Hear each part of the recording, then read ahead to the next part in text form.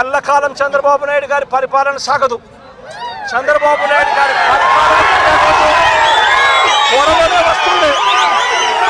ప్రతి పోలీస్ అధికారికి కూడా చెప్తా ఉన్నా, మీ బట్టలు తీస్తామని చెప్పి ప్రతి పోలీస్ అధికారికి మీ యూనిఫామ్ తీస్తాం, చట్టం మిమ్మల్ని నిలబెడతాం, దోషులుగా మిమ్మల్ని నిలబెట్టి మీ యూనిఫామ్ తీయించి మీకు ఉద్యోగాలు లేకుండా చేస్తామని కూడా ఈ సందర్భంగా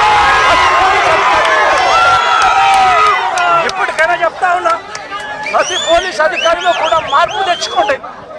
ఎల్లకాలం ఇదే పరిపాలన సాగదు.